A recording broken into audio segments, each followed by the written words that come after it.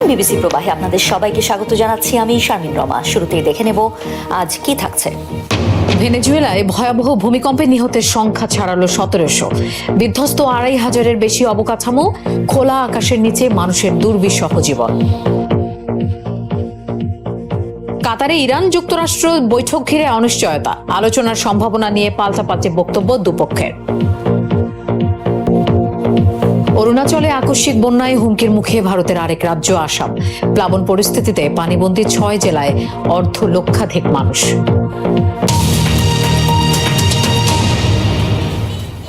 সব হারিয়ে খোলা আকাশের নিচে ঠাঁই হয়েছে ভেনেজুয়েলার হাজার হাজার মানুষের। ক্ষতিগ্রস্ত ভবনগুলো ধসের ঝুঁকিতে। খোলা মাঠ, সড়ক, মিউজিয়াম, স্টেডিয়াম ছেয়ে গেছে তাঁবুতে। কারো কারো তাও জুটছে না। খাবার পানির তীব্র সংকট, এর সাথে আবার যোগ হয়েছে মশা মাছির উপদ্রব। জাতিসংঘের তথ্য অনুযায়ী ভূমিকম্পে ক্ষতিগ্রস্ত হয়েছে ২৫০০-এর বেশি অবকাঠামো। বিদেশি সহায়তা নিয়েও উদ্ধার অভিযানে গতি নেই। প্রাণহানি বেড়ে দাঁড়িয়েছে ১৭০০। এখনও নিখোঁজ প্রায় ৬০,০০০। সড়কের ধারে তাঁবু খাটিয়ে অস্থায়ী আবাস। ভূমিকম্পের ভয়াবহ মুহূর্তে পরিবার, প্রিয় প্রাণী নিয়ে বের হওয়ার সময় কিছুই সাথে নেওয়া সম্ভব ছিল না। বিধ্বস্ত হয়েছে নিজের বাড়ি, তাই ঠাঁই হয়েছে কারাকাসের খোলা আকাশের নিচে। ভেনেজুয়েলার হাজার হাজার বাস্তুচ্যুত মানুষের ঠিকানা এখন খোলা মাঠ, সড়ক, স্টেডিয়াম, রেল স্টেশন। জাতিসংঘ জানিয়েছে ভূমিকম্পে দেশটির ২৫০০-এরও বেশি অবকাঠামো ব্যাপক ক্ষতিগ্রস্ত হয়েছে। মাটিতে মিশে গেছে ২ শতাধিক ভবন। যে কোনো সময় দেয়াল ধসে পড়ার ভয়ে খোলা স্থানে তাঁবুতে আশ্রয় নিয়েছে বাসিন্দারা। নেই পর্যাপ্ত খাবার পানির জোগান। চরম দুর্দশার মাঝে মরার উপর খাড়ার ঘায়ের মতো যোগ হয়েছে মশা মাছি সহ অন্যান্য পোকামাকড়ের উপদ্রব। এখনো আতঙ্কে দিন কাটাচ্ছি। বাড়ির দেয়ালগুলো দেখলেই মনে হয় যে কোনো সময় ধসে পড়বে। ভবনগুলো বেশ ক্ষতিগ্রস্ত, ভেতরে থাকা বিপজ্জনক। যদি আবারও ভূমিকম্প শুরু হয় তাহলে দেয়ালগুলো ভেঙে পড়তে পারে। ব্যাপক এই প্রাণহানির জন্য সাবেক প্রেসিডেন্ট হিউগো চ্যাভেজ ও নিকোলাস মাদুরো প্রশাসনকে দুষছেন অনেকে। কয়েক দশকের অবহেলা, দুর্বল অবকাঠামো এবং ত্রুটিপূর্ণ লাইসেন্সিং ব্যবস্থার কারণে বিপর্যয়ের মাত্রা এত বেশি বলে মনে করছেন তারা। ঈশ্বর আমাকে উঠে দাঁড়ানোর শক্তি দিয়েছিলেন, আমার পরিবারকে ওই ধ্বংসস্তূপের ভেতর থেকে বের করে আনার শক্তি দিয়েছিলেন, কিন্তু দুর্ভাগ্যবশত আমার মেয়েকে বাঁচাতে পারিনি। ফায়ার সার্ভিস আর অ্যাম্বুলেন্স যদি সময় মতো আসতো তাহলে আরো অনেক মানুষকে বাঁচানো সম্ভব হতো। জোড়া ভূমিকম্পের ৬ দিন পেরিয়ে গেলেও অলৌকিকভাবে ধ্বংসস্তূপের নিচ থেকে জীবিত বের করে আনা হয়েছে কয়েকজনকে। উদ্ধার অভিযানে কাজ করছে ২৭ দেশের ২০০০-এরও বেশি কর্মী। এখনও নিখোঁজ প্রায় ৬০,০০০ মানুষ। কাতারে যুক্তরাষ্ট্র ইরান সরাসরি বৈঠক ঘিরে তৈরি হয়েছে ধোঁয়াশা। আলোচনার সম্ভাবনা নিয়ে পরস্পর বিরোধী বক্তব্য দিচ্ছে ওয়াশিংটন ও তেহরান। মার্কিন প্রেসিডেন্ট ডোনাল্ড ট্রাম্পের দাবি, দোহায় আজই মুখোমুখি হচ্ছেন দুই দেশের প্রতিনিধিরা। অন্যদিকে তেহরান বলছে সরাসরি বৈঠকের কোনো পূর্ব পরিকল্পনাই করা হয়নি, বরং সমঝোতার স্মারক বাস্তবায়নের অগ্রগতি জানতেই মধ্যস্থতাকারীদের সাথে সাক্ষাতে দোহায় যাচ্ছেন ইরানের বিশ্লেষক। ২ দিনের পাল্টাপাল্টি হামলার পর যুক্তরাষ্ট্র ইরান আবার সংঘাত বন্ধে রাজি হলেও শান্তি প্রক্রিয়ায় পরবর্তী ধাপ নিয়ে দুপক্ষের বক্তব্যে তৈরি হয়েছে বিভ্রান্তি। মার্কিন প্রেসিডেন্ট ডোনাল্ড ট্রাম্পের দাবি, মঙ্গলবার কাতারের দোহায় মুখোমুখি বসবে দুপক্ষ। সাম্প্রতিক সংঘাতের পর ইরানই এই বৈঠকের অনুরোধ করেছে বলেও জানান তিনি। হোয়াইট হাউস জানিয়েছে সম্ভাব্য আলোচনায় অংশ নিতে কাতারের পথে যুক্তরাষ্ট্রের বিশেষ দূত স্টিভ উইটকফ ও জ্যারেড কুশনার। আগামীকাল দোহায় এ বিষয়ে একটি বৈঠক হবে। সেটি গুরুত্বপূর্ণ হতেও পারে, আবার নাও হতে পারে। আমরা তা জানতে পারবো। সামরিকভাবে আমরা প্রায় জিতেই গেছি। আমরা চাই না ইরানের কাছে পারমাণবিক অস্ত্র থাকুক, আর তাদের কাছে পারমাণবিক অস্ত্র থাকবেও না। তারা এতে রাজি হয়েছে। তবে ট্রাম্পের দাবি সরাসরি নাকচ করেছে ইরানের পররাষ্ট্র মন্ত্রণালয়। তেহরানের ভাষ্য, চলতি সপ্তাহে কোনো কারিগরি বা ওয়ার্কিং গ্রুপের বৈঠকের সূচি নেই। তবে তেহরানের জব্দ করা অর্থ ফেরতের অগ্রগতি আলোচনায় একজন বিশেষজ্ঞ প্রতিনিধিকে কাতারে পাঠানোর কথা জানিয়েছেন। আমাদের কোনো ওয়ার্কিং গ্রুপের নির্ধারিত বৈঠক নেই, তাই দোহায় আমাদের কোনো আলোচনাও হচ্ছে না। গণমাধ্যম থেকে জেনেছি কয়েকজন মার্কিন কর্মকর্তা সেখানে যাচ্ছেন, তবে কাতারে ইরানি বিশেষজ্ঞ প্রতিনিধি দলের উপস্থিতির সঙ্গে এর কোনো সম্পর্ক নেই।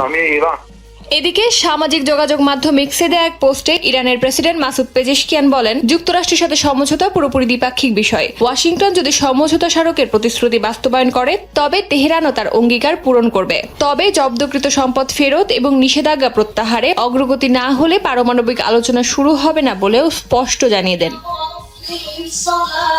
এর আগে যুক্তরাষ্ট্র ইরান টানা 2 দিনের পাল্টাপাল্টি হামলায় সম্ভাব্য সমঝোতা প্রক্রিয়া নিয়ে নতুন করে অনিশ্চয়তা তৈরি হয়। টানা 2 মাস পর লেবানন ভ্রমণে নিষেধাজ্ঞা তুলে নিল সংযুক্ত আরব আমিরাত। মঙ্গলবার এই ঘোষণা দিয়েছে আবুধাবি কর্তৃপক্ষ। ইরানে মার্কিন ইসরায়েল হামলার জেরে নিরাপত্তা ইস্যুতে গেল এপ্রিলে বন্ধ করা হয় লেবানন, ইরান ও ইরাক পর্যন্ত সব ফ্লাইট। তবে লেবাননে ভ্রমণ করতে হলে আগে থেকে নিবন্ধন করতে হবে আমিরাতের বাসিন্দাদের, জানিয়েছে দেশটির পররাষ্ট্র মন্ত্রণালয়।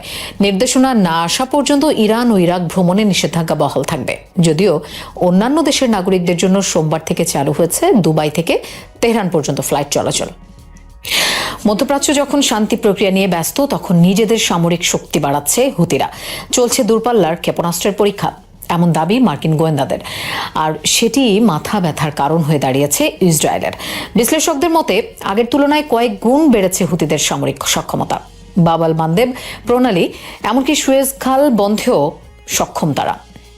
মধ্যপ্রাচ্যে যৌথ বাহিনীর জন্য গলার কাটা হয়ে উঠতে পারে হুতিরা, যারা বহু বছর ধরে ইসরায়েলের মাথা ব্যথার কারণ। চলমান যুক্তরাষ্ট্র ও ইরান যুদ্ধবিরতিকে নিজেদের ক্ষেপণাস্ত্র সক্ষমতা বাড়ানোর জন্য ব্যবহার করছে ইয়েমেনের বিদ্রোহী গোষ্ঠী হুতি। সোমবার 2টি পশ্চিমা গোয়েন্দা সূত্রের বরাতে এ তথ্য জানিয়েছে দ্য জেরুজালেম পোস্ট।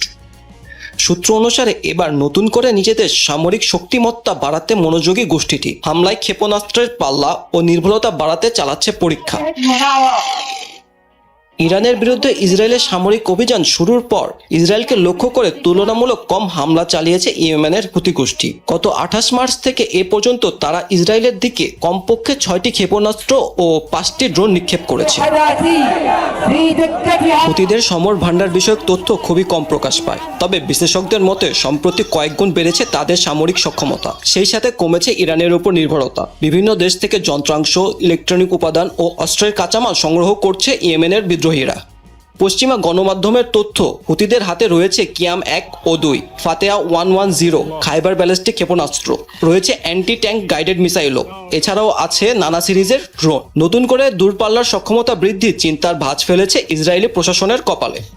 শুধু আকাশ নয়, আন্তর্জাতিক জলসীমায়ও শত্রুপক্ষের জন্য বড় হুমকি গোষ্ঠীটি। বিভিন্ন সময় অ্যান্টিশিপ মিসাইল, সি মাইন ও ড্রোন বোর্ড ব্যবহারের সক্ষমতাও আছে তাদের। বিশেষজ্ঞরা বলছেন মধ্যপ্রাচ্যে যে কোনো যুদ্ধে কৌশলগত ভূমিকা রাখতে পারে হুতিরা, বিশেষ করে লোহিত সাগরের প্রবেশদ্বার হিসেবে পরিচিত বাব এল মানদেব প্রণালী, এমনকি সুয়েজ খাল বন্ধেরও সক্ষমতা আছে তাদের। ইরান ও ফিলিস্তিনের পক্ষে বারবারই পদক্ষেপ নিয়েছে হুতিরা। 2023 থেকে 2025 সালের মধ্যে 2 শতাধিক বাণিজ্যিক জাহাজে হামলা চালিয়েছে গোষ্ঠীটি। গাজায় থামছেই না ইসরায়েলি বাহিনীর বর্বরতা। আইডিএফ এর হামলায় প্রাণ গেল আরো 4 জনের। এদের মধ্যে 8 বছর বয়সী এক শিশুও রয়েছে। হামাস সংশ্লিষ্ট সংবাদ মাধ্যম নিশ্চিত করেছে এই তথ্য। জানা গেছে মধ্য গাজার দেইর আল বালা এলাকায় ড্রোন হামলা চালিয়েছে আইডিএফ। গাজার স্বাস্থ্য মন্ত্রণালয় জানিয়েছে গেল 24 ঘন্টায় গুরুতর অবস্থায় হাসপাতালে নেওয়া হয়েছে অন্তত 43 জনকে। কবরস্থানের কাছাকাছি হামলা চালিয়ে বেশ কিছু বেসামরিক অবকাঠামো ধ্বংস করেছে ইসরায়েলি সেনারা। ধ্বংসস্তূপের নিচে কয়েকজন চাপা পড়ে আছে বলেও ধারণা করা হচ্ছে। এছাড়াও গাজার দক্ষিণে খান ইউনিস ও মধ্য গাজার আল বুরেজ শরণার্থী শিবির, রাফার পশ্চিমাঞ্চলেও অভিযান চালিয়েছে আইডিএফ। গাজা উপত্যকার পুরোপুরি সামরিক দখল এবং সেখানে নতুন করে ইহুদি বসতি স্থাপনের আহ্বান জানিয়েছেন ইসরায়েলের অর্থমন্ত্রী বেজালেল স্মোট্রিচ। দক্ষিণ ইসরায়েলের সদেরত শহরে মেয়র আলুন দাভিদির সঙ্গে সোমবার এক অনুষ্ঠানে তিনি এই আহ্বান জানান। কট্টরপন্থী এই মন্ত্রী দাবি করেন বর্তমানে গাজার প্রায় 70% এলাকা ইসরায়েলি বাহিনীর নিয়ন্ত্রণে রয়েছে। তিনি সরকারকে অবশিষ্ট অংশ সামরিকভাবে দখলে নেওয়ার আহ্বান জানান। স্মোট্রিচ আরও জানান গাজার উত্তরাঞ্চলে 3টি ইহুদি বসতি নির্মাণের প্রস্তুতি ইতিমধ্যে শেষ হয়েছে।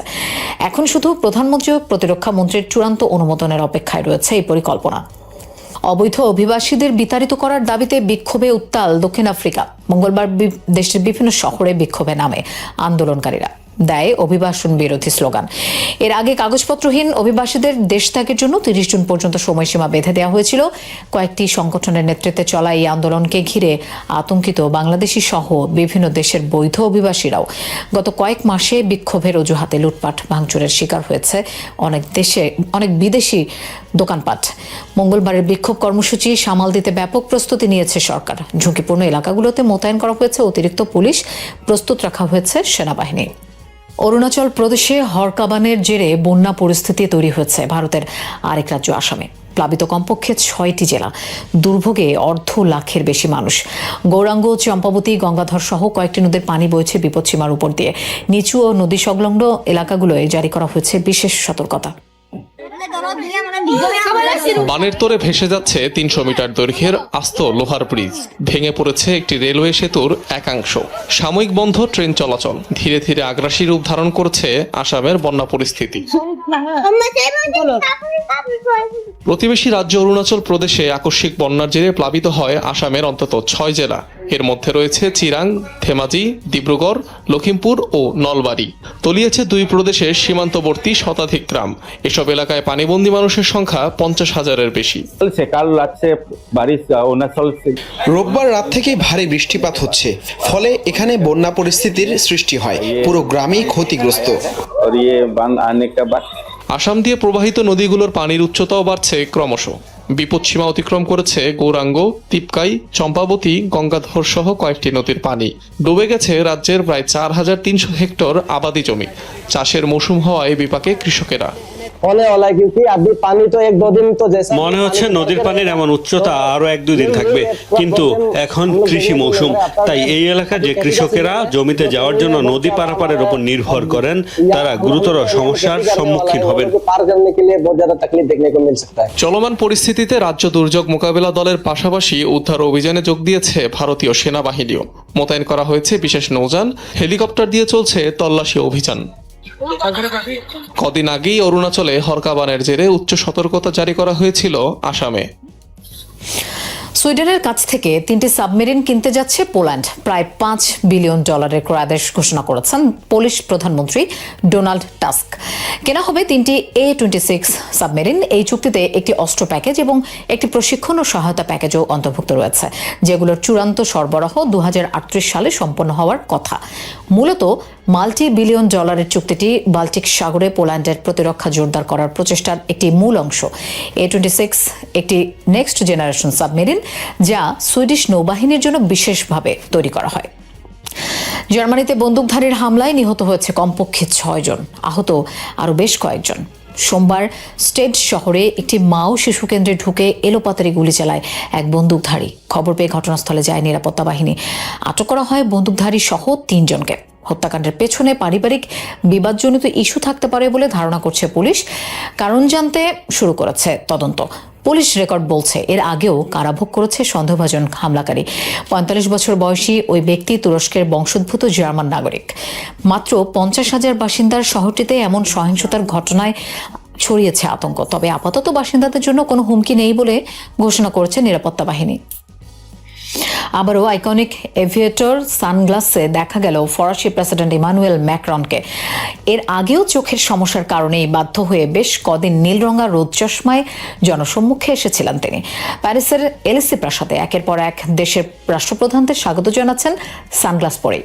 তাই আবারও নেট দুনিয়ায় ম্যাক্রনের এই বিখ্যাত লুক ঘিরে আবারও শুরু হয়েছে আলোচনা। তবে ফরাসি প্রেসিডেন্টের চোখের সমস্যাটা আসলে কি বা কতটা গুরুতর সে সম্পর্কে তেমন কোনো তথ্যই দেয়নি এলিসি প্রাসাদ।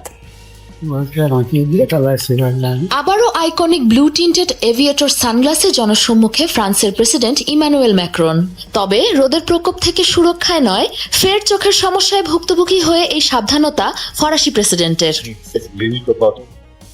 দ্বিপাক্ষিক অংশীদারিত্ব ও কৌশলগত সহায়তা বৃদ্ধি নিয়ে আলোচনায় এখন ফ্রান্সে ওমানের সুলতান হাইথাম বিন তারিক। রোদ চশমা পরেই এলিসি প্রাসাদে তাকে স্বাগত জানান ম্যাক্রন। তবে শুধু এদিনই নয়, বেশ কয়েকদিন ধরে প্রেসিডেন্টের বেশভূষার অপরিহার্য অংশ হিসেবে যুক্ত হয়েছে এই সানগ্লাস। গেল সোমবার থাইল্যান্ডের রাষ্ট্রপ্রধানের সফরকালেও এই একই রোদ চশমা পরে তাকেও স্বাগত জানান প্রেসিডেন্ট। এলিসি প্রাসাদ বলছে নিছক স্টাইল নয়, পুরনো চোখের সমস্যা আবার দেখা দেওয়ার কারণেই সানগ্লাসকে নিজের অনুষঙ্গ বানিয়ে ঘুরছেন ম্যাক্রন। ফরাসি প্রেসিডেন্টের এই লুক ফের ভাইরাল হয়েছে সামাজিক যোগাযোগ মাধ্যমে। এর আগে সুইজারল্যান্ডের ডাভোসে আয়োজিত ওয়ার্ল্ড ইকোনমিক ফোরামে বক্তব্য দেওয়ার সময় মার্কিন প্রেসিডেন্টের মুখোমুখি দাঁড়িয়ে সানগ্লাস চোখেই তার কড়া সমালোচনা করেছিলেন ম্যাক্রন, যার কারণে রাতারাতি ফরাসিদের প্রতিবাদী ভাষা আর দৃঢ়তার প্রতীক হয়ে ওঠে সানগ্লাসটি। এই ঘটনার পর ব্লু টিন্টেড এভিয়েটর সানগ্লাসের কদর এতটাই বেড়ে যায় যে একদিনের মাঝে ক্র্যাশ করে প্রস্তুতকারক হেনরি জুলিয়েনের website. What the hell happened? চোখে চশমা চাপিয়ে ঘোড়ায় প্রশংসার পাশাপাশি ব্যঙ্গ বিদ্রুপেরও শিকার হন ফরাসি প্রেসিডেন্ট। ড্যাভোসের সম্মেলনে ফরাসি প্রেসিডেন্টের সমালোচনার পাল্টা জবাবে তার চশমা নিয়েই ঠাট্টা করেন মার্কিন প্রেসিডেন্ট ডোনাল্ড ট্রাম্প। সেই ট্রেন্ডে যোগ দেন ব্রিটিশ প্রধানমন্ত্রী কির স্টারমারও। সামাজিক যোগাযোগ মাধ্যমে হলিউডের বিখ্যাত টপ গান সিনেমার পোস্টার থেকে টম ক্রুজকে সরিয়ে নিজের পাশে চশমা পরে ফরাসি প্রেসিডেন্টের ছবি বসানো একটি ব্যঙ্গাত্মক পোস্টার শেয়ার করেছিলেন তিনি। নাইজেরিয়ায় একটি স্কুলের পরীক্ষার হল থেকে শিক্ষার্থীদের অপহরণ করেছে বন্দুকধারীরা। তুলে নিয়ে যাওয়া হয়েছে শিক্ষকদেরও। সোমবার দেশটির বর্নো রাজ্যে এই ঘটনা ঘটে। সামরিক বাহিনী জানায় বন্দুকধারীদের অবস্থান জানার পর অভিযান চালানো হয়েছে। গোলাগুলির পর জিম্মিদশা থেকে উদ্ধার করা হয়েছে 10 শিক্ষার্থী ও শিক্ষককে। এ সময় একজন সেনা ও আধা সামরিক বাহিনীর এক সদস্য নিহত হয়েছে। এখনও নিখোঁজ রয়েছে বেশ কয়েকজন, তবে এই সংখ্যা ঠিক কত সেটি জানা যায়নি। নাইজেরিয়ার সংখ্যাতে জর্জরিত কয়েক রাজ্যে নিয়মিতই ঘটে অপহরণের মতো ঘটনা। মুক্তিপণ দাবির পাশাপাশি অনেক সময় সশস্ত্র গোষ্ঠীতে যোগ দিতে বাধ্য করা হয় অপহৃতদের। ভারতের পশ্চিমবঙ্গের হলদিয়া পেট্রোকেমিক্যাল কারখানায় ভয়াবহ আগুনের ঘটনা ঘটেছে। গুরুতর দগ্ধ আহত হয়েছে অন্তত 20 জন। মঙ্গলবার ভোরে পূর্ব মেদিনীপুরে অবস্থিত কারখানাটির ন্যাপথা পাইপলাইনে বিস্ফোরণ হয়। মুহূর্তেই পুড়ে ছাই হয়ে যায় আশেপাশে থাকা বেশ কয়েকটি ঘর। আগুন নিয়ন্ত্রণে কাজ করে ফায়ার সার্ভিসের 12টি ইউনিট। দগ্ধ ও আহতদের অন্তত 6 জনের অবস্থা সংকটাপন্ন। উন্নত চিকিৎসার জন্য তাদের স্থানান্তর করা হয়েছে কলকাতায়। প্রাথমিক তদন্ত অনুযায়ী জানা গেছে প্ল্যান্টের কাছাকাছি স্থানে স্থাপিত পাইপলাইন থেকে ন্যাপথা চুরির সময় হয়েছে এই মর্মান্তিক ঘটনা। মানুষের বিকল্প হিসেবে কৃত্রিম বুদ্ধিমত্তা ব্যবহার করতে গিয়ে বড় ধরনের ধাক্কা খেয়েছে মার্কিন গাড়ি নির্মাণকারী প্রতিষ্ঠান ফোর্ড। কাঙ্ক্ষিত ফল না পাওয়ায় 3 শতাধিক অভিজ্ঞ প্রকৌশলীকে আবারও চাকরিতে ফেরানোর উদ্যোগ নেওয়া হয়েছে। মার্কিন গণমাধ্যম ব্লুমবার্গের প্রতিবেদনে উঠে এসেছে এই তথ্য। জানা গেছে প্রযুক্তিগত খরচ কমানোর পাশাপাশি উৎপাদনশীলতা বৃদ্ধির লক্ষ্যে মান নিয়ন্ত্রণ সহ বেশ কিছু কার্যক্রমে এআই ফিচার যুক্ত করেছিল ফোর্ড, যার অংশ হিসেবে নিজেদের কারখানাগুলোতে প্রায় 900টি এআই ক্যামেরা স্থাপন করে প্রতিষ্ঠানটি। তবে যথাযথ প্রত্যাশা পূরণে ব্যর্থ হয়েছে এই নিয়ন্ত্রণ ব্যবস্থা, জানিয়েছে ফোর্ড কর্তৃপক্ষ, যার ফলে প্রতিষ্ঠানের কয়েক দশক পুরনো অভিজ্ঞ প্রকৌশলীদের চাকরিতে পুনর্বহাল করার সিদ্ধান্তের ঘোষণা দিয়েছে ফোর্ড। 29 জুন সোমবার এই দিন মার্কিন সুপ্রিম কোর্টে ঘটে গেল এক নাটকীয় ঘটনা। ট্রাম্পের মেয়াদে শেষ দিকে একদিনে বদলে গেল মার্কিন রাজনীতির অনেক হিসাব নিকাশ। একদিকে ডোনাল্ড ট্রাম্প পেয়েছেন এক বিশাল আইনি জয়, যা যুক্তরাষ্ট্রের প্রেসিডেন্টের ক্ষমতাকে বহুগুণ বাড়িয়ে দিয়েছে। তবে একই দিন 3টি বড় পরাজয়ের স্বাদও পেতে হলো তাকে। এই বড় খবরের আড়ালে আদালত ট্রাম্পকে স্পষ্ট ইঙ্গিত দিয়েছে, সব ক্ষেত্রে নিজের ইচ্ছা মতো সবকিছু তিনি পাবেন না। সবচেয়ে বড় খবরটি এসেছে স্বাধীন নিয়ন্ত্রণকারী সংস্থাগুলোর উপর প্রেসিডেন্টের ক্ষমতা নিয়ে। প্রায় 100 বছর আগে সুপ্রিম কোর্ট সর্বসম্মতভাবে রায় দিয়েছিল কংগ্রেসের তৈরি করা স্বাধীন নিয়ন্ত্রণকারী সংস্থাগুলোর কমিশনারদের পদচ্যুত করার ক্ষেত্রে প্রেসিডেন্টের কোনো অবাধ ক্ষমতা থাকবে না। কিন্তু গত 29 জুন রিপাবলিকান ট্রাম্পের একটি আবেদনের প্রেক্ষিতে আদালত সেই পুরনো ঐতিহাসিক সিদ্ধান্তটি বাতিল করে দেয়। আদালতের 6 জন রক্ষণশীল বিচারক, যাদের মধ্যে 3 জনকে ট্রাম্প নিজেই নিয়োগ দিয়েছিলেন, তারা প্রেসিডেন্টের পক্ষে রায় দেন। আর ডেমোক্রেটদের নিযুক্ত 3 জন উদারপন্থী বিচারক এর বিরোধিতা করেন। এই রায়ের ফলে ট্রাম্প এবং ভবিষ্যতের সকল প্রেসিডেন্ট ফেডারেল ট্রেড কমিশন, নির্বাচন আইন, যোগাযোগ নীতি, শ্রম বিরোধ, আর্থিক ও পরিবেশগত নিয়মাবলী নিয়ন্ত্রণকারী সমস্ত সংস্থার কর্মকর্তাদের পছন্দ না হলে সরাসরি সরিয়ে দিতে পারবেন। নীতি পরিবর্তনের এই প্রবণতা মার্কিন রাজনীতিতে এখন আরো তীব্র হবে। রায়ের পর উচ্ছ্বসিত ট্রাম্প তার ট্রুথ সোশ্যালে লেখেন, 90 বছরের পুরনো নিয়ম সম্পূর্ণ বাতিল করা হয়েছে। এটি এমন এক সময় প্রেসিডেন্টের ক্ষমতা ব্যাপকভাবে বাড়িয়ে দিল, যখন এটি সবচেয়ে বেশি প্রয়োজন ছিল। কিন্তু ট্রাম্পের এই আনন্দ বেশিক্ষণ স্থায়ী হয়নি। ক্ষমতার স্রোত যখন তিনি নিজের দিকে টানছিলেন, ঠিক তখনই আদালত তাকে দিলেন দ্বিতীয় ও তৃতীয় ধাক্কা। এবার ট্রাম্পের নিজের নিযুক্ত বিচারপতিরাই তার বিপক্ষে দাঁড়ালেন। শক্তিশালী ফেডারেল রিজার্ভের বোর্ড সদস্য লিসা কুককে পদ থেকে সরাতে চেয়েছিলেন ট্রাম্প, কারণ সুদের হার না কমানোয় ফেডারেল রিজার্ভের উপর ক্ষুব্ধ ছিলেন তিনি। কিন্তু 5-4 ভোটের এক সংকীর্ণ রায়ে প্রধান বিচারপতি জন রবার্টস এবং ট্রাম্পেরই নিযুক্ত ব্রেট কাভানো উদারপন্থীদের সাথে হাত মিলিয়ে ট্রাম্পেরই প্রচেষ্টা আটকে দেন। রবার্টস স্পষ্ট সতর্কবার্তা দেন, প্রেসিডেন্টরা কেন্দ্রীয় ব্যাংকে নিজের ইচ্ছা চাপালেই বিপর্যয় নেমে আসতে পারে। মেইলিং বা ডাকযোগে আসা ব্যালট গণনা নিয়ে ট্রাম্পের আপত্তিও খারিজ করে দেয় আদালত। এবার ট্রাম্পের নিযুক্ত নারী বিচারপতি অ্যামি কোনি ব্যারেট উদারপন্থীদের সাথে যোগ দিয়ে ট্রাম্পের নির্বাচনী জালিয়াতির অভিযোগ ও নিষেধাজ্ঞা সংক্রান্ত মামলাটি খারিজ করে দেন। ব্যারেট জানান, নির্বাচন পদ্ধতি নির্ধারণের ক্ষমতা রাজ্যগুলোর এবং এটি গণতান্ত্রিক পদ্ধতিতেই সমাধান হওয়া উচিত। সবচেয়ে নিঃশব্দ অথচ ট্রাম্পের জন্য সবচেয়ে বেদনাদায়ক ধাক্কাটি ছিল আদালতের প্রকাশ করা 28 পৃষ্ঠার আদেশের স্তূপের ভেতর। কোনো ব্যাখ্যা ছাড়াই সুপ্রিম কোর্ট প্রাক্তন ম্যাগাজিন লেখিকা ইজিন ক্যারলের মানহানি মামলায় ট্রাম্পের আপিল খারিজ করে দেয়। 2023 সালের জুরির দেয়া $50 লাখ দেওয়ানির জরিমানার রায় পুনর্বিবেচনা করতে অস্বীকৃতি জানায় আদালত। 1990-এর দশকে যৌন নিপীড়নের অভিযোগ আনা ক্যারলের বিরুদ্ধে মানহানির এই মামলায় ট্রাম্পের আইনি লড়াইয়ের পথ এখনই সম্ভবত শেষ। এই আদেশের পর ট্রাম্প ট্রুথ সোশ্যালে ক্ষোভ উগরে দিয়ে লেখেন, আমার বিরুদ্ধে এই নোংরা আইনি লড়াইয়ের বিরুদ্ধে আমি আমার পুরো শক্তি দিয়ে লড়াই চালিয়ে যাব। এই অন্যায় কোনোভাবেই মেনে নেওয়া যায় না। আমেরিকার সংবিধানে আইনের ব্যাখ্যার ক্ষেত্রে সুপ্রিম কোর্টের রায়ই শেষ কথা। আর ঘটনা বহুল এই 30 জুন ডোনাল্ড ট্রাম্পকে একই সাথে যেমন এক ঐতিহাসিক ক্ষমতার স্বাদ দিল, তেমনি মনে করিয়ে দিল যুক্তরাষ্ট্রের প্রেসিডেন্ট চাইলেই সবসময় সবকিছু নিজের নিয়ন্ত্রণে রাখতে পারেন না। যুক্তরাষ্ট্রের সরকার যায়, সরকার আসে, কিন্তু ইসরায়েল নীতিতে কোনো পরিবর্তন আসে না। সরকারি কিংবা বিরোধী দল, ইসরায়েল প্রশ্নে সবাই এক, কূটনৈতিক কিংবা অর্থনৈতিক। ইসরায়েলের যখন যা প্রয়োজন হাজির যুক্তরাষ্ট্র। পরের টাকায় পোদ্দারি করার এই মজা লুটতে ছাড়ছে না ইসরায়েলও। মার্কিন খুঁটির জোরে পুরো মধ্যপ্রাচ্যে কায়েম করে বসেছে এক ত্রাসের রাজত্ব। আজ এখানে তো কাল ওখানে হামলা চালাচ্ছে।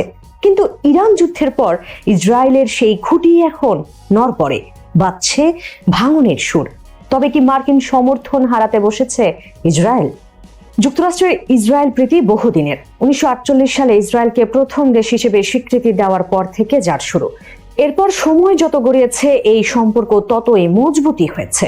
বিশেষ করে তেল সমৃদ্ধ মধ্যপ্রাচ্য ও গুরুত্বপূর্ণ জলপথ সুয়েজ খাল নিয়ন্ত্রণে ইসরায়েলকে সামরিকভাবে শক্তিশালী করেছে ওয়াশিংটন।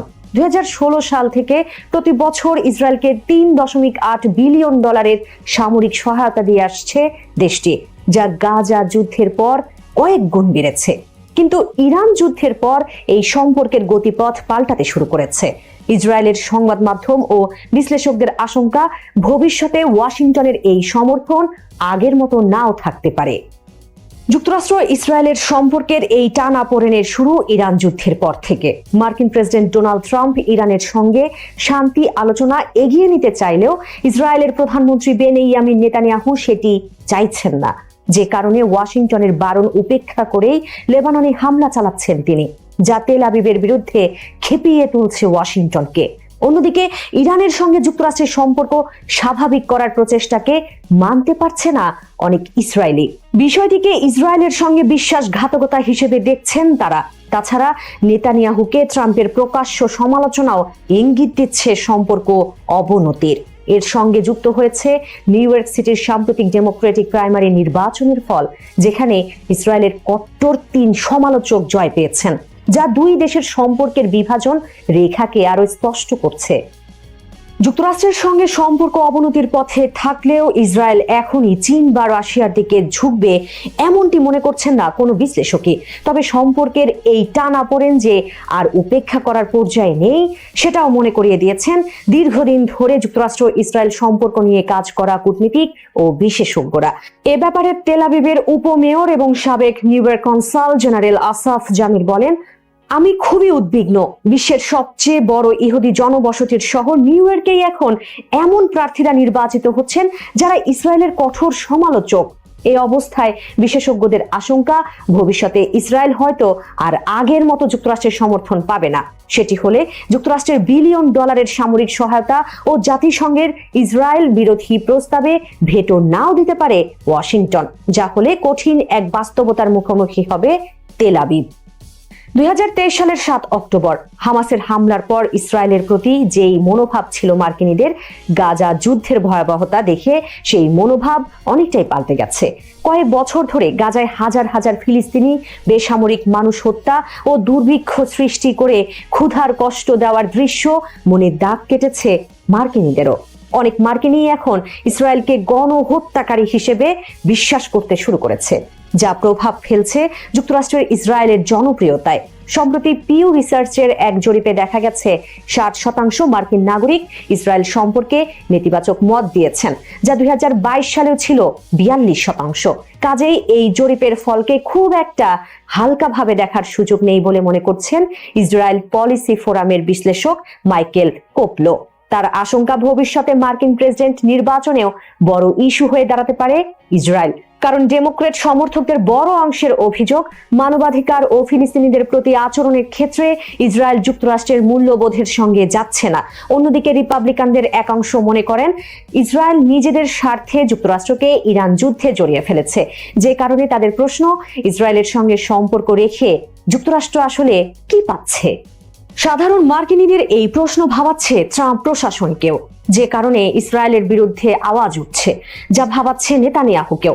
সম্প্রতি তিনি স্বীকার করেছেন ভবিষ্যতে যুক্তরাষ্ট্রের সামরিক সহায়তার উপর আগের মতো নির্ভর করা সম্ভব নাও হতে পারে। অন্যদিকে ইসরায়েলের সাবেক প্রধানমন্ত্রী নাফতালি বেনেট বলেছেন যুক্তরাষ্ট্রের সঙ্গে ইসরায়েলের সম্পর্ক ইতিহাসের সবচেয়ে দুর্বল অবস্থায় রয়েছে, যা আবারও আগের জায়গায় ফিরিয়ে নিতে অনেক বড় প্রচেষ্টা লাগবে। কিন্তু ইরান যুদ্ধ যেই বিভেদের দেয়াল তুলে দিয়েছে, সেই বিভেদ কি দূর হবে কখনো? যুক্তরাষ্ট্রের স্বাধীনতার 250 বছর পূর্তি, যে দিনটি হওয়ার কথা ছিল পুরো আমেরিকার, সেটিকে অনেকটা নিজের রাজনৈতিক প্রচারণার মঞ্চে পরিণত করেছেন মার্কিন প্রেসিডেন্ট ডোনাল্ড ট্রাম্প। দিবসটি ঘিরে যে আয়োজন হওয়ার কথা ছিল জাতীয় ঐক্যের প্রতীক হিসেবে, সেটি এখন রিপাবলিকান ডেমোক্রেটিক বিভাজনের নতুন ক্ষেত্রে রূপ নিয়েছে। মূল পরিকল্পনা ছিল আমেরিকা 250 নামে একটি অরাজনৈতিক কমিশনের নেতৃত্বে সারা দেশে স্বাধীনতার 250 বছর উদযাপন করা হবে। বহু বছর ধরে সেই প্রস্তুতিও চলছিল। এর লক্ষ্য ছিল একটি অন্তর্ভুক্তিমূলক আয়োজন, যেখানে থাকবে ইতিহাস, গণতন্ত্র, সংস্কৃতি এবং বহুত্ববাদের গল্প। কিন্তু ক্ষমতায় ফিরে সম্পূর্ণ ভিন্ন পথ বেছে নিয়েছেন ট্রাম্প। 5+ স্টার রেটিং প্রাপ্ত দেশের সর্বোচ্চ বিদ্যুৎ সাশ্রয়ী ওয়ালটন এসি স্মার্ট কমফোর্ট এখন নেক্সট লেভেলে। ফ্রিডম 250 নামে একটি নতুন উদ্যোগ চালু করেছেন তিনি। এরপর থেকেই কেন্দ্রীয় সরকারের বিভিন্ন সংস্থা, অর্থায়ন এবং প্রচারের বড় অংশ ধীরে ধীরে এই নতুন উদ্যোগের দিকে চলে যেতে শুরু করে। সম্প্রতি ট্রাম্প ঘোষণা দিয়েছেন 2026 হবে আমেরিকার ইতিহাসের সবচেয়ে বড় উদযাপন। এমন জন্মদিন পৃথিবীর আর কোনো দেশ কখনো দেখেনি। কিন্তু সমালোচকদের প্রশ্ন, এই আয়োজন কি সত্যি আমেরিকার নাকি ট্রাম্পের? ডেমোক্র্যাট কংগ্রেস সদস্য বনি ওয়াটসন কোলম্যান অভিযোগ করে বলেন, ফ্রিডম 250 দেশের জন্য নয়, এটি প্রেসিডেন্ট, তার রাজনীতি, তার দাতাদের এবং তার ব্যক্তিগত প্রকল্পগুলোর জন্য কাজ করছে। আমেরিকা 250 দেশের মানুষ ও ভবিষ্যৎ প্রজন্মের কথা ভাবছে। অন্যদিকে ট্রাম্প প্রশাসনের দাবি, অতীতেও মার্কিন প্রেসিডেন্টরা জাতীয় দিবসের আয়োজনের নেতৃত্ব দিয়েছেন, তাই বর্তমান আয়োজনও অস্বাভাবিক নয়। ফ্রিডম 250 কর্মসূচিগুলো দেখলেই কিছুটা স্পষ্ট হয় বিতর্কের কারণ। হোয়াইট হাউসের মাঠে ইউএফসি প্রতিযোগিতা, বিশাল সামরিক প্রদর্শনী, ধর্মীয় সমাবেশ, দেশজুড়ে ফ্রিডম ট্রাকস এর মাধ্যমে ইতিহাসের কনজারভেটিভ পন্থী প্রচারণা, আর জাতীয় মলে ট্রাম্পকে কেন্দ্র করে বিশাল সমাবেশ। সব মিলিয়ে আয়োজনটি অনেকের কাছেই রাষ্ট্রীয় উৎসবের চেয়ে রাজনৈতিক প্রচারণার মতো মনে হয়েছে। আর সবচেয়ে বড় বিতর্কটি হলো স্বাধীনতা দিবসের অনুষ্ঠানে ট্রাম্প নিজেই প্রধান বক্তা। তিনি সমর্থকদের উদ্দেশ্যে ইতোমধ্যে জানিয়েছেন, জাতীয় মলে ইতিহাসের সবচেয়ে বড় আয়োজন হবে, আপনাদের প্রিয় প্রেসিডেন্ট সেখানে বক্তব্য দেবেন, আপনারা অবশ্যই আসবেন। দেশের এই আয়োজনে ট্রাম্প প্রশাসনের হস্তক্ষেপ ও রাজনীতিকরণ আমেরিকানদের মধ্যে ঐক্যের পরিবর্তে সৃষ্টি করেছে বিভেদ। ইতোমধ্যে ট্রাম্পের আয়োজনের বিপরীতে ওয়াশিংটনেই আলাদা একটি অনুষ্ঠান করেছে নেক্সট 250 নামের একটি সংগঠন। বামপন্থী এই সংগঠনটির আয়োজনে ছিল আদিবাসীদের ঐতিহ্যবাহী উদ্বোধন, একসময় ব্ল্যাক লাইভস ম্যাটার প্লাজা নামে পরিচিত সেই স্মৃতি বিজড়িত স্থান থেকে পদযাত্রা এবং নানা সাংস্কৃতিক পরিবেশনা। আয়োজক লিন্ডা সারসুর বলেন, আমেরিকার 250 বছর পূর্তির মালিক কোনো সরকার নয়, এই দেশের গল্প কেউ একা লিখতে পারে না, এই দেশ আমাদের সবার। বিতর্ক এতটাই বেড়েছে যে কয়েকটি অঙ্গরাজ্য ফ্রিডম 250 আনুষ্ঠানিক কর্মসূচিতে অংশই নেয়নি। কেউ আর্থিক কারণ দেখিয়েছে, কেউ আবার সরাসরি অভিযোগ করেছে এই আয়োজন রূপ নিয়েছে রাজনৈতিক প্রোগ্রামে। পেনসিলভানিয়ার গভর্নর জশ শ্যাপিরো বলেছেন, প্রেসিডেন্ট বিষয়টিকে এতটাই রাজনৈতিক করে তুলেছেন যে অনেক প্রতিষ্ঠান এতে অংশ নিতে চায়নি। অন্যদিকে ওরেগনের কর্মকর্তাদের ভাষায়, যে অনুষ্ঠানকে শুরুতে জাতীয় আয়োজন হিসেবে উপস্থাপন করা হয়েছিল, শেষ পর্যন্ত অনেক বেশি দলীয় রূপ নিয়েছে সেটি। একটি দেশের স্বাধীনতার 250 বছর পেরিয়ে গেছে। এখন এই জাতির ইতিহাস কে বলবে? রাষ্ট্র নাকি ক্ষমতাসীন সরকার? ইতিহাসবিদরা বলছেন 1976 সালে আমেরিকার স্বাধীনতার 200 বছর পূর্তি একটি জাতীয় ঐক্যের প্রতীক হয়ে উঠেছিল। তবে 250 বছর পূর্তির আয়োজন ঐক্যের বদলে বিভাজনের প্রতিচ্ছবি হয়ে উঠছে। American Association for State and Local হিস্ট্রির প্রধান জন ডিস্টল বলেন, এখন আর ওয়াশিংটনের আয়োজন থেকে জাতীয় ঐক্যের বার্তা পাওয়ার আশা করা কঠিন। স্বাধীনতার 250 বছর পূর্তি একটি জাতির আত্মপরিচয় উদযাপনের উপলক্ষ, কিন্তু সেই আয়োজন যদি রাজনৈতিক প্রতিদ্বন্দ্বিতার কেন্দ্রে চলে যায়, তাহলে প্রশ্ন ওঠাই স্বাভাবিক। এটি কি সত্যি আমেরিকার জন্মদিনের উৎসব, নাকি ডোনাল্ড ট্রাম্পের রাজনৈতিক উত্তরাধিকার নির্মাণের আরেকটি অধ্যায়? হয়তো এ কারণেই 2026 সালের এই উদযাপন শুধু আতশবাজি, কুচকাওয়াজ কিংবা কনসার্টের জন্য নয়, বরং ইতিহাস, রাষ্ট্র এবং রাজনৈতিক ক্ষমতার সম্পর্ক নিয়ে নতুন এক বিতর্কের জন্য স্মরণীয় হয়ে থাকবে। সবাইকে শুভকামনা জানিয়ে আমি শারমিন রমাজ এখানে বিদায় নিচ্ছি। ভালো থাকবেন।